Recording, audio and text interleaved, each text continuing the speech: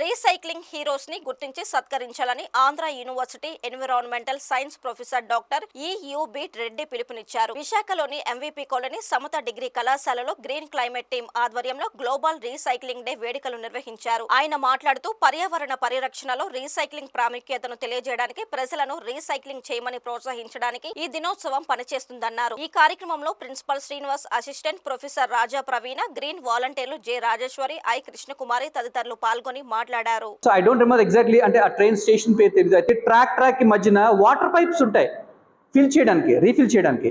Is it clear? So that station people వాళ్ళకి జనరల్గా station అనగానే we have a lot of waste bottles out side. So వాళ్ళు ఏం చేశారంటే ఆ బాటిల్స్ని కట్ చేసి దాంట్లో మట్టేసి దాని మీద మొక్కలేసి ఈ వాటర్ పైప్స్ ఏదైతే ఉంటుందో దానికి వేలగట్టారు. సో ట్రాక్కి మధ్యలో ఈ కోసం వాటర్ పైప్ ఉంటుంది రీఫిల్లింగ్ కోసం రెండు పక్కన. ఆ వాటర్ పైప్ అంతా కూడా it has been converted to green concept. అక్కడ లాజిక్ ఏంటంటే only just simple what calls an waste bottles. ఆ బాటిల్ కూడా if you just throw that like that it is very dangerous, అంటే చాలా హానికరం కూడా. అది డిజాల్వ్ అవ్వదు. Is it clear? సో మళ్ళీ దాన్ని డిజాల్వ్ అవ్వడానికి కొన్ని 100 సంవత్సరాలు పడుతుంది. దాని బదులు వీ కెన్ మేక్ ఇట్ ఏదో ఒక చిన్న కాన్సెప్ట్ దాన్ని కన్వర్ట్ చేసి దాన్ని we can convert it to a beautiful concept. Is it clear?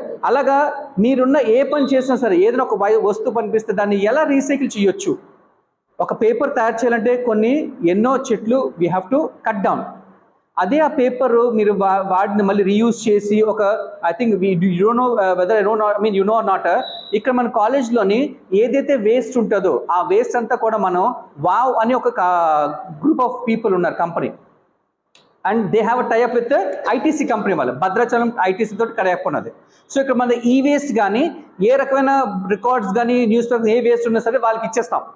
వాళ్ళు ఏం చేస్తారంటే పంపించేస్తే మనకి మళ్ళీ వాళ్ళు they give back as A4 size sheets ఇస్తారు మనకి. సో మనం ఎన్ని కేజీలు వేస్ట్ ఇస్తే దానికి ఇంత ప్రపోర్షన్లోని వాళ్ళు they give back again paper for us. Samata degree కాలేజ్లో అసిస్టెంట్ ప్రొఫెసర్గా వర్క్ చేస్తున్నాను, బాటనీ డిపార్ట్మెంట్.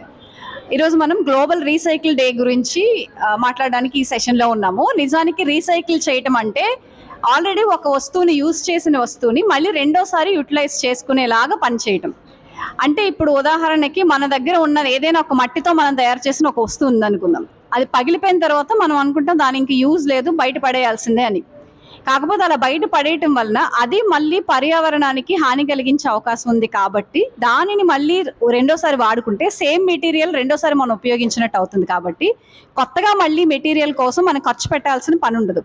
పైగా మళ్ళీ రీసైకిల్ చేయటం వల్ల అదే మెటీరియల్ యూటిలైజ్ అవుతుంది. కాబట్టి సో అక్కడ మనం స్పేస్ని కూడా ఎక్కువ వినియోగించిన అవసరం లేదు.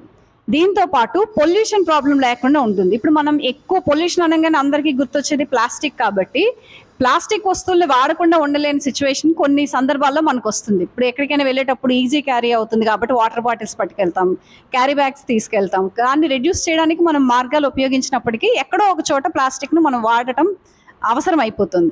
సో ఇలాంటి ప్లాస్టిక్ని మళ్ళీ నన్ను తయారు చేయాలి అంటే, ఉదాహరణకు ఒక బాటిల్ ఉంది, మనం ఇంట్లో వాడుతున్నాం, మళ్ళీ ఇంకొక బాటిల్ వాటర్ కావాలంటే ఇంకొక బాటిల్ తయారు చేసి దాంట్లో వాటర్ ఫిల్ చేసి ఇవ్వాలి. అలా 2 సార్లు మనం 2 బాటిల్స్ ఫిల్ చేసి 2 రోజులు వాడుకునే బదులు ఇదే వాటర్ బాటిల్ మళ్ళీ వాడినా లేదా రీసైకిల్ చేసి మళ్ళీ దాన్నే చేసుకుంటే సేమ్ మెటీరియల్ మనం యూస్ చేస్తున్నాం. సో ఎక్కువ మెటీరియల్ వాడనక్కర్లేదు, పర్యావరణానికి పొల్యూట్ చేసేది, ఎకానమీ తగ్గుతుంది, పొల్యూషన్ తగ్గుతుంది. ఈ 2 పర్పస్ల మీద మనం రీసైకిల్ అనే ప్రాసెస్ని మనం ఎంకరేజ్ చేయడం జరుగుతుంది. అయితే ఈ రీసైక్లింగ్ ప్రాసెస్ పేపర్ దగ్గర నుంచి స్టార్ట్ అయ్యి, అంటే చిరిగిపోయిన పేపర్ల నుంచి ఆ పేపర్ మళ్ళీ మనం దాని పేస్ట్ తయారు చేసి దాంతో ఇంకొక కొత్త పేపర్ తయారు చేయొచ్చు.